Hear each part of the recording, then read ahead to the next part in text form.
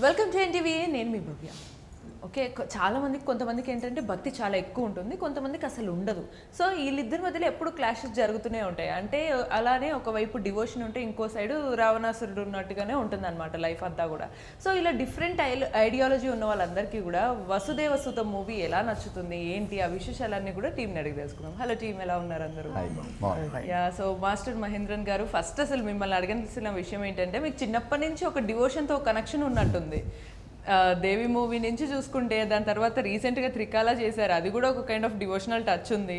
So మళ్ళీ ఇప్పుడు వసుదేవ సుతంతో అంతా ఏంటి అంటే మీరు ప్లాన్ చేసుకున్నారా, అవి అన్ప్లాన్డ్గా మీ దగ్గరకు వస్తున్నాయా? అవే అన్ప్లాన్డ్. సో అంటే మీరు కారణ జన్ములు అనమాట. సో అలానే ఇలా చేయటం నాకు బాగా సెట్ అవుతుందని వీళ్ళందరూ అనుకుంటున్నారు. వస్తూనే ఉన్నాయి. ఓకే, సో మీరు అంటే మరి మీరు కూడా నిజంగానే కొంచెం జోన్రా అవుట్ సైడ్ వెళ్ళాలి అనుకోకుండా మీరు వచ్చిన జోన్రాస్ కూడా అలానే డివోషనల్గా చేస్తూ ఉన్నారు ఎక్కువగా. లైక్ మాస్టర్ ఇవన్నీ చేసినప్పటికీ కూడా స్టిల్ మిమ్మల్ని అలానే ఎక్కువగా డివోషనల్ కైండ్ ఆఫ్ కనెక్ట్ చేసుకున్నారు. సో మరి ఈ మూవీ కూడా ఎందుకు చేయాలనుకున్నారు? సో ఇదొక మిథలాజికల్ యాక్షన్ ఫ్యాంటసీ. నాకు ఈ సినిమా చేస్తున్నందుకు నాకు ఈ సినిమా ఇష్టం నేను చెప్పట్లేదు, నాకు ఈ జానరే చాలా ఇష్టం. ఎందుకంటే ఇందులో చాలా action, fun, twist and turns, CG చాలా ఉంటుంది కదా. Only hero performance, artist performance మీద మాత్రం ఈ సినిమా ఉంటుంది, దాన్ని దాటి ఒక భయంకర కంటెంట్ ఉంటుంది కదా. సో ఇలాంటి కంటెంట్ లాక్ చేయడం నాకు చాలా చాలా ఇష్టం. అండ్ చాలా మందికి ఇంకో డౌట్ కూడా ఉంది ఏంటంటే, చైల్డ్ ఆర్టిస్ట్గా వచ్చిన వాళ్ళందరూ కొంచెం ఈ కైండ్ ఆఫ్ జానరాస్ ఎంచుకుంటుంటే కొద్దిగా క్లిక్ అయ్యే ఛాన్స్ ఉందని మీరు చూస్ చేసుకున్నారా? అస్సలు కాదు. ఇవన్నీ స్టార్ట్ చేయడానికి ముందు మాస్టర్లో విలన్గా చేశాను నేను. అప్పుడే నేను చూస్ చేసుకోవాలి ఇలాంటి జానర్స్. Not like that. వీళ్ళు వచ్చారు మంచి ప్రొడక్షన్ టీంతో, మంచి ఒక వాల్యూస్తో వచ్చారు.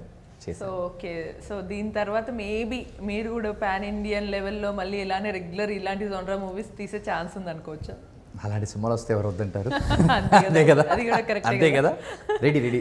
యా, సో మరి ఇక్కడ యాక్చువల్లీ ఇలాంటి జోనరా ఈ మూవీస్ తీసేటప్పుడు ఇద్దరిని ఒకేసారి ప్యారలల్ అడగాలి. ఈ క్వశ్చన్ ఏంటంటే, డైరెక్టర్ గారిని కానీ ప్రొడ్యూసర్ గారిని కానీ, ఈ మూవీస్ ఈ కైండ్ ఆఫ్ చాలా వస్తున్నాయి, బట్ స్టిల్ మీరు అంటే ఈ కైండ్ ఆఫ్ జానరా చేయాలి, ఈ స్క్రిప్ట్ రాసుకోవాలి అని ఎందుకు అనుకున్నారు మీరు ఫస్ట్?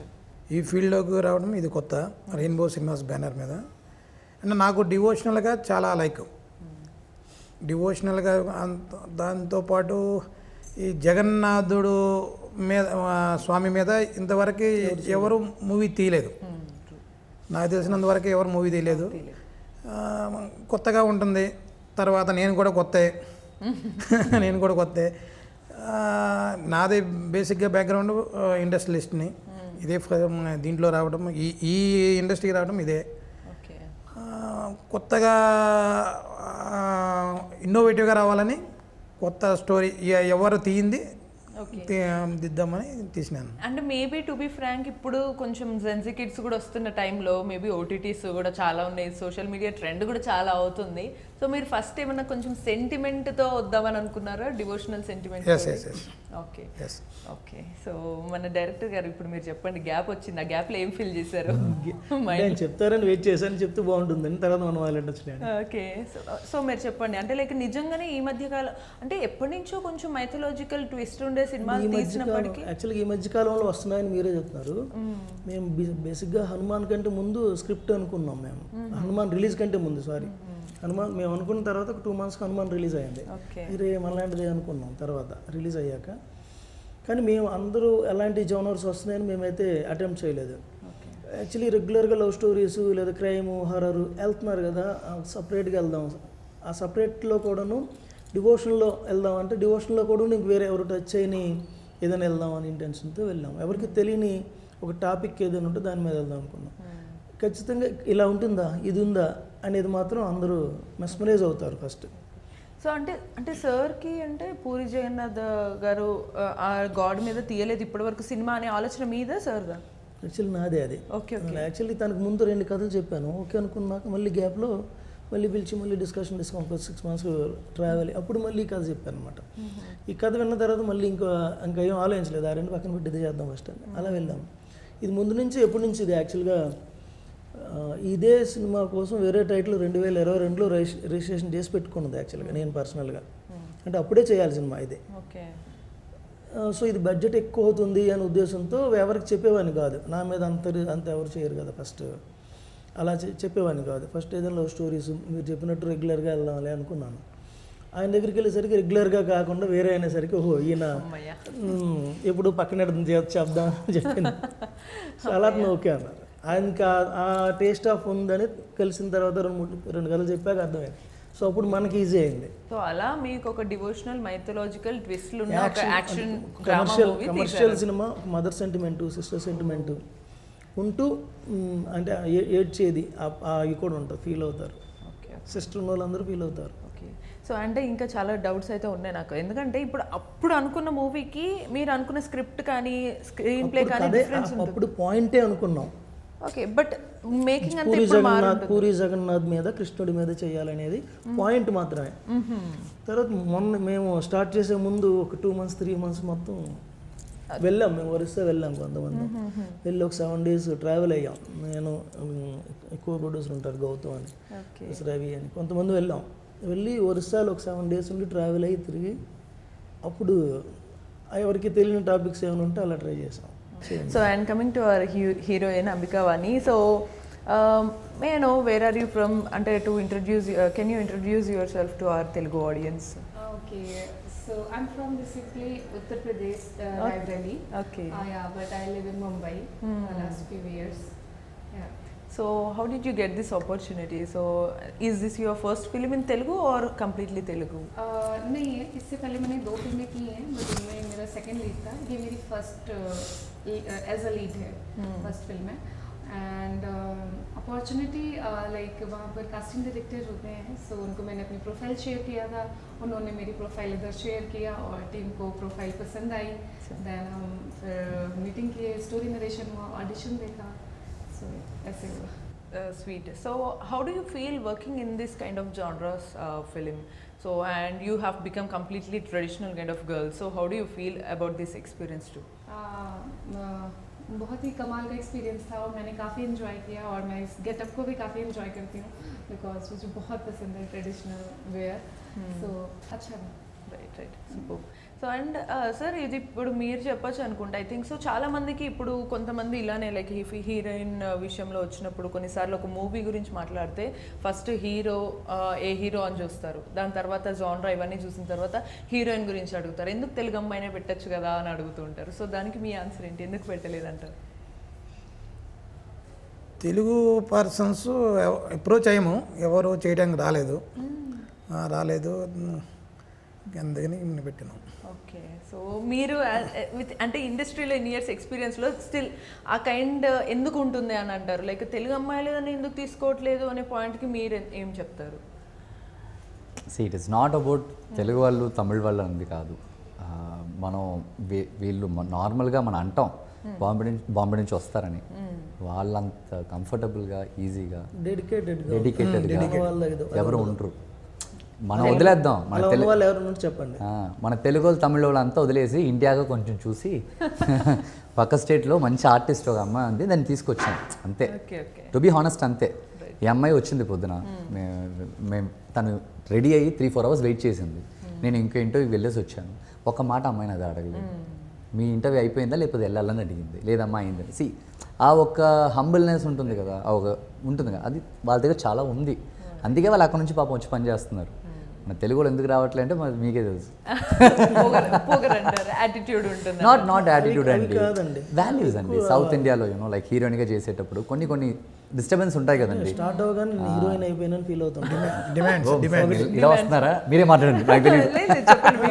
అంటే లైక్ ఎందుకంటే ఇప్పుడు నెక్స్ట్ ఎవరికన్నా తెలుగు వాళ్ళకి కూడా అవకాశాలు కావాలన్నప్పుడు మేమే మిస్టేక్ చేస్తున్నారు తెలుసుకుంటారు.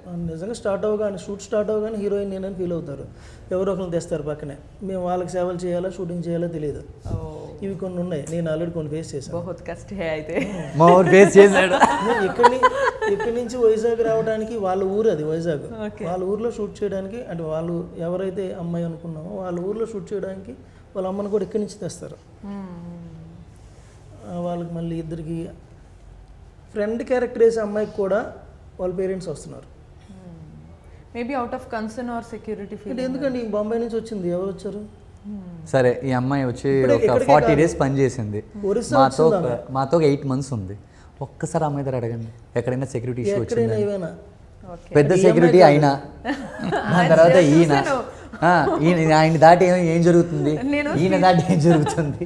స్పీచ్ ఇచ్చేటప్పుడు కూడా thank you so much sir అంటే ఓకే ఆ. ఓకే అని ఎక్స్ప్రెషన్స్ ఓ చాలా స్ట్రిక్ట్ అనుకుంటా అనిపించింది It's అనమాట. not strict, they are very caring. అదే అర్థమైంది. 100%. స్ట్రిక్ట్గా ఉన్నప్పుడే ప్రాబ్లమ్స్ ఉంటాయి, ఫ్రెండ్లీగా ఉన్నప్పుడు ఏమి ఉండరు. అంటే మన ఇంట్లో మనం ఉన్నప్పుడు అలాంటివి ఉండదు. బయట వేరేలా ఉన్నప్పుడే అవన్నీ ఉంటుంది. అది కరెక్ట్ కాదు ఆ టాపిక్. మనుషులు ఎక్కడికి వెళ్ళినా ప్రాబ్లం ఏమా. నార్త్ ఇండియా మనుషులు, సౌత్ ఇండియా మనుషులు అంతా వద్దు, మనుషులే ప్రాబ్లం. అంటే వాళ్ళ మైండ్ సెట్లో ఉండాలి అన్నమాట. రైట్ అండ్ మీరు కూడా లైక్ ఇప్పుడున్న ఇన్ని ఇయర్స్లో కూడా ఈ మధ్య సీరియస్గా కొంచెం వర్కౌట్ చేద్దాం మూవీస్ మీద అనే థాట్లో మీరు ఏమన్నా No, I was in Tamil industry. Right I was అదే doing in కానీ Tamil. still మీరు కొంచెం అరే నేను చూస్తున్నా అన్ని అబ్జర్వ్ చేస్తున్నా ఒకటి తర్వాత ఒకటి హిట్ అవుతున్నాయి, ట్రెండ్ అవుతున్నాయి, నేనేంటి ఈ ట్రెండ్ మధ్యలో ఎక్కడ లేను అనే కాన్సెప్ట్లో ఇప్పుడు కొంచెం స్ట్రాంగ్గా సినిమాకు వచ్చినప్పుడు అది లేదు, ఈ సెకండ్ బ్యాగ్ అది లేదు. నేను ఏ ట్రెండ్ నేను ఫాలో అవ్వను. ట్రెండ్ మీరు సెట్ చేద్దాం అనుకున్నారా? నిజంగా చెప్తాను, నేను ఏ ట్రెండ్ నేను ఫాలో అవ్వను. ఓకే మీరు మంచి సినిమా ఇచ్చారంటే, ఆడియన్స్కి మీ పర్ఫార్మెన్స్ నచ్చిందంటే, మంచి కంటెంట్ ఉంటే, ఆ సినిమా ఆడియన్స్ని ఎక్కడ హర్ట్ చేయకుండా ఉంటే అది సూపర్ హిట్. అంతే ఫార్ములా. దీని దాటి పెద్ద హీరో సినిమాలకి చిన్న హీరో సినిమాకి ఇంతే ఫార్ములా. అది మంచి కంటెంట్గా ఉండాలి, అది మంచి సినిమాగా ఉండాలి, మంచి పర్ఫార్మెన్స్ ఉండాలి. అది వచ్చిందంటే సినిమా హిట్. నా కాన్సన్ట్రేషన్ ఎప్పుడు అది ఒకటే. అంటే కొన్నిసార్లు ఒక మూవీ ఎంత బాగా మంచి కంటెంట్ ఉన్నా కూడా ఇప్పుడు ఆ హీరోని బట్టి కూడా కొన్నిసార్లు ఇప్పుడు ఇతనికి పాన్ ఇండియా, ఇప్పుడున్న ట్రెండ్ ప్రకారం ఇతను పాన్ ఇండియా హీరో అయితే కొంచెం మనకు బెనిఫిట్, లేదా ఇతను కొంచెం బాగా కమర్షియల్గా చేస్తే మనకు బెనిఫిట్ అనే పాయింట్ ఆఫ్ వ్యూలో కూడా కంటెంట్ హైలైట్ అవుతుంది కదా. లేదు, అది వెరీ లిమిటెడ్ పీపుల్. మీరు చెప్పేది వెరీ లిమిటెడ్ పీపుల్ మైండ్ సెటే అది. హీరో పెట్టే సినిమా చేయాలనుకునే వాళ్ళు. మీరు అలాంటి సినిమా చూసారంటే అన్ని ఫ్లాప్ అయిపోయి ఉంటాయి. అలాగే మీరు పాన్ ఇండియా నిజాలు చాలా స్మూత్ గా నవ్వుకుంటూ టక్కునే అది అతను ఇంకా కరెక్ట్గా చెప్పాల్సింది. ఆ పాన్ ఇండియా సినిమా అనే టాపిక్ కంటే ముందు సినిమాలు వాళ్ళకి పాన్ ఇండియా కాదేమో. ఎవరైతే మీరు మైండ్లో పెట్టుకొని అన్నారో వాళ్ళ ముందు సినిమాలు పాన్ ఇండియా కాదేమో కదా. నేను నిజానికి ఎవరిని మైండ్లో పెట్టుకోలేదు. అంటే బయట ట్రెండ్ ఇలానే నడుస్తుంది. ఏంటంటే ఆడియన్స్ కూడా థియేటర్కి వెళ్ళేటప్పుడు ఈ మూవీకి వెళ్ళొచ్చా లేదా, లేకపోతే తెలిసిన హీరోనా కాదా. స్టార్స్ రామ్ చరణ్, అల్లు అర్జున్ వాళ్ళు వేరు, అది వేరు. వాళ్ళకి క్రేజ్ ఉన్నది, ఫ్యాన్ బేస్ ఉంది. జీరో ఫ్యాన్ బేస్ ఉన్న వాళ్ళు ఉంటారు. అప్పటి వరకు మీరు అనుకున్న పాన్ ఇండియా వెళ్ళింది అనే సినిమాలు ఉంటాయి కదా, 3 letters హీరో 4 letters హీరోలు ఉంటారు. వాళ్ళు ఆ సినిమాతోనే వాళ్ళు పాన్ ఇండియా వెళ్ళారు. అంతకుముందు ఒక 4-5 వెనక్కి కనిపించుండవు. 4-5 సినిమాలు ఉంటాయి, అవి కనిపించుండవు సార్. అంటే బట్ మీరు అంటే లైక్ ఒక ఆర్టిస్ట్కి ఎప్పుడైనా కొత్తగా ఏదో ఒకటి చేయాలని ఉంటుంది, డైరెక్టర్కి వాళ్ళు అనుకున్న కథ చూపించాలని ఉంటుంది. బట్ యాజ్ ఎ ప్రొడ్యూసర్గా మీకు డెఫినెట్గా కొంచెం నా జేబులో నుంచి వెళ్ళిన తర్వాత డెఫినెట్గా నాకు అందులో ఈక్వల్ అన్న రావాలి, రిటర్న్ ఎక్స్ట్రా అన్న రావాలనేది డెఫినెట్గా ఉంటుంది. సో మరి దానికి మీ ఆన్సర్ ఏంటి? డబుల్ పెట్టించింది మీరే కదా. మీరు 1 line లో ఏమన్నా సీరియస్ గా చెప్తారేమో విందాం అనిపిస్తుంది ప్రొడ్యూసర్. వైకుంఠ చెప్పు, నువ్వే యాక్చువల్గా మనం దేనిని నమ్మి వెళ్తున్నామో దాని మీద ఎంతవరకు పెట్టాలో అదే బేస్లో పెట్టాలనేది ఇంటెన్షన్. ఇప్పుడు యాక్చువల్గా మీ డ్రెస్ ఒక 6,000 అనుకుందాం, ఆడెవడో వచ్చి 20,000 చెప్పి తీసుకోమను. 1 lakh అండి ఈ డ్రెస్ అంటే తీసుకో. ఇప్పుడు ఈ కథకి ఎంత పెట్టాలి, లేదా హీరోకి ఎంత పెట్టాలి, ఈ డైరెక్టర్కి ఎంత పెట్టాలి, వీళ్ళకి ఎంత మార్పు. ఒకవేళ సోప్ ఉంటుంది, ఈ సోప్ కాస్ట్ 50 rupees ఉంటుంది అనుకోండి, నేను ఎగ్జాంపుల్ చెప్తాను. అది 200 సోప్ అంటే కొనం, దానికి ఎంత కావాలి ఆ 50 rupees పెడితే ఇప్పుడు దాని మీద మనం 5 rupees 6 rupees ఎక్స్ట్రా ఎక్స్పెక్ట్ చేయొచ్చు. సో ఈ కథకి ఎంతకంటే పెట్టాలి, ఎందుకంటే ఇప్పుడు ఇదే కథ ఉంది, బాగుంది, వెళ్ళబోదాం అని వేరే సినిమాలు వచ్చాయి కదా పాన్ ఇండియాలవి. అలా 40 కోట్లు 50 కోట్లు చేస్తే మీరు చెప్పినట్టు ఆయన మేము అందరం ఆలోచించుకోవాలి. మినిమం మనకు రిస్క్ లేదు అనుకునే బడ్జెట్తోనే చేయాలి. అంటే ఒక రకంగా ఒక టాక్ ఉంటుంది కదా సార్, మరి ఇదన్నా మీరు చెప్తారా లేదా చూద్దాము. అంటే ఒక రకంగా టాక్ ఉంటుంది ఏంటంటే మూవీకి యాక్చువల్లీ సపోజ్ 20 రూపాయలు ఖర్చు పెడితే అది 50 rupees మేము ఖర్చు పెట్టాం కాబట్టి మేము ఒక 80 rupeesకి టికెట్ అమ్ముతున్నాము అనే కైండ్ ఆఫ్ మార్కెటింగ్ జరుగుతుంది అనేది కూడా ఒక టాక్ ఉంటుంది. సో మరి మీ ఆన్సర్ ఏంటి దాన్ని? ఇప్పుడు ఎన్టీఆర్, రామ్ చరణ్ గారు, అల్లు అర్జున్ గారు వాళ్ళ రెమ్యునరేషన్స్ ఎలా ఉంటాయి, ఈయన రెమ్యునరేషన్స్ ఎలా ఉంటుంది. వాళ్ళ ఫ్యాన్ బేస్ ఈయనకి టికెట్ ఇంత అని చెప్తే ఎవరు రారు, అక్కడ ఎంత చెప్పినా వస్తారు. సో ఈయన మీద ఏం చేయాలో అదే చేయాలి, వాళ్ళ మీద ఏం చేయాలో అదే చేయాలి. 500 రూపాయలు టికెట్ నా మీద వస్తే ఎలా జరుగుతుంది పని ఇక్కడ? ఇంకోటి ఏంటంటే ఇప్పుడు ఉన్న టికెట్ ఏదైతే 250-300 ఉందో అది కూడా తగ్గించేసి 150కి ఇద్దామా అని ఇంటెన్షన్లో ఉన్నాం మేము కదా. అప్పుడు పక్కన ఉన్న పెద్ద హీరో సినిమా కంటే ఇదేది బెటర్ కదా అని ఇటు రావచ్చు కదా. Right, correct. సో అది కొంచెం తక్కువ ఉంది అనుకున్నప్పుడు అది మేబీ ఫస్ట్ కొంచెం మంచి టాక్ వచ్చిన తర్వాత అప్పుడు మళ్ళీ ఇంకొంచెం 250 best పెడితే గా బాగుంటుంది. పెట్టుకోవచ్చు అలానే. అంటే మీరు ఇప్పుడు ఇదే డిస్కషన్లో చూస్తే కనుక మహేంద్రన్ గారు అంటే ఎంత ఆర్టిస్ట్గా మీరు ఒక మంచి కంటెంట్ ఇవ్వాలనుకున్నప్పుడు డెఫినెట్గా అది ఇంకా ఎక్స్ట్రా 10 మందికి చేరాలి. అది చేరాలంటే డెఫినెట్గా మనం దాన్ని కమర్షియలైజ్ చేయాల్సి ఉంటుంది. ఇప్పుడు మీరు ఒక మంచి సూపర్ అందరికీ చాలా ఫీలింగ్ ఉంది ఏంటంటే ఒక అండర్ రేటెడ్ ఆర్టిస్ట్ హీరో తనకి ఎక్కువ హైప్ రావట్లేదు. సో ఆ హైప్ వస్తేనే మీరు అన్నట్టుగా మార్కెట్ ఆ బడ్జెట్ పెడితేనే మీరు కూడా మార్కెట్లో మీ మూవీస్ వెళ్తాయి, మీరు హైప్ అవుతుంది. సో మరి మీరు ఎందుకు ఆ దిశ వెళ్ళకుండా ఓన్లీ సర్టిల్గా ఇలానే చేసుకుంటూ వెళ్ళాలనుకుంటున్నారు? ఇదే సినిమా యాక్చువల్లీ పెద్ద సినిమాలు మీరు ఇయర్లీ చూసారంటే 2-3 సినిమాల కంటే ఎక్కువ రావు. మీరు ఆ ఒక్క సినిమాని చేయడానికి 4 years షూటింగ్ తీసుకుంటారు వాళ్ళు. అది కాదు కదా సినిమా రన్ అయ్యేది. సినిమా ఇండస్ట్రీ ప్రపంచం మొత్తం రన్ అయ్యేది పెద్ద సినిమా వల్ల కాదు, చిన్న సినిమాల వల్ల మాత్రమే రన్ అవుతాయి కదా. అండ్ మనం ఇలా చేయడమే మనకు సేఫ్. మా ప్రొడ్యూసర్కి అదే కదా సేఫ్. ఇప్పుడు నాకు ఒక ఆడియన్స్ ఉన్నారు, నాకు ఒక 1 కోట్ల మంది ఆడియన్స్ ఉన్నారంటే నేను ధైర్యంగా చెప్పొచ్చు, సార్ నాకు 10 కోట్లు ఇవ్వండి సార్, నాకు 1 కోట్ల మంది ఆడియన్స్ ఉన్నారని చెప్పేసి. I can ask him, sir ఏంటి సార్ మీరు నాకు 10 లక్షలు అంటున్నా 10 కోట్లు ఇవ్వండి నాకు అని అడగవచ్చు నేను. మన ఆ రేంజ్లో లేనప్పుడు మన ఆడియన్స్ని ఇప్పుడు నేను గ్యాదర్ చేసే ప్లేస్లో నేను ఉన్నాను. అప్పుడు మనం చూస్ చేయాల్సింది మన బడ్జెట్, నా లెవెల్ ఏంటో అంతే. టు బీ హానెస్ట్ నా దానికంటే ఈ సినిమాలు ఇంకా ఎక్కువ ఖర్చు పెట్టారు. దట్ కంటెంట్ మీద ఉన్న ట్రస్ట్, అది నాట్ ఆర్టిస్ట్ మీద ఉన్న ట్రస్ట్ కాదు. కంటెంట్ ఓన్లీ ఆల్వేస్ కంటెంటే కింగ్ నో మ్యాటర్ వాట్. ముందు వచ్చే సినిమాలన్నీ అలాగే ఆ కంటెంట్ మీద పెడితేనే ఆర్టిస్ట్ హైలైట్ అయ్యాడు, ఆర్టిస్ట్ బిజినెస్ వచ్చింది. సేమ్ ఇది కూడా అలాగే ఉంటుంది. సో యా ఈ కంటెంట్ హైలైట్ అంతా మన హీరోయిన్ కూడా హైలైట్ చేసే ఛాన్స్ ఉండొచ్చు. Hope this content also highlights you also I think so in Telugu film industry. ఏంటి ఈ అమ్మాయి డిఫరెంట్గా డ్రెస్ వేసుకుని తిరిగి ఉంటుంది నార్త్లో. ఈ అమ్మాయికి చాలా కొత్త డ్రెస్ ఇది. ఈ అమ్మాయి అడుగుతుంది నాకు ఇంకా రేపు ఏ కలర్ ఇస్తారు నాకు. So do you like this attire and are you enjoying this costumes? मुझे ट्रेडिशनल ड्रेस बहुत पसंद है और अगर मैं हाफ साड़ी की बात करूं तो I love it. Okay. Everything I love. Yes. So most of the girl love the Korean style of dressing nowadays, right? So what do you say that is the traditional version is better or the Korean style is better? See, मैं कुछ भी ऐसा compare नहीं करना चाहूँगी. ये मेरी personal choice है कि मुझे ये फर्स्ट प्रायोरिटी में आता है. ऐसा नहीं कि मैं वेस्टर्न ड्रेस नहीं पहनती हूँ, मैं वो भी पहनती हूँ. बट अगर मुझे ऐसे चूज करने के लिए बोल दिया जाए कि आप फर्स्ट क्या चूज करोगे, तो फिर मैं ये चूज करूँगी. Sweet. So and comparing to your experience in this Telugu film industry, so how is your behind the works and the struggles you have faced in the film, because you have to deliver the dialogues in Telugu? So how is your behind the works? बहुत ही अच्छा था क्योंकि language नहीं आती थी.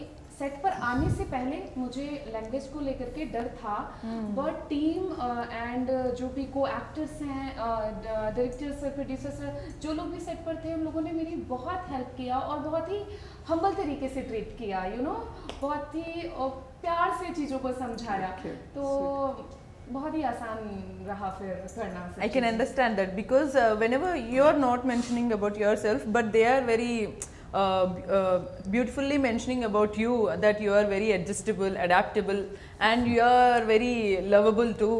So how is the working experience with Mahendran Garu, as you might be knowing that he has worked in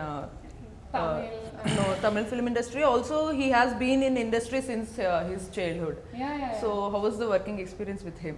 कमाल का था, बहुत बढ़िया, अच्छा.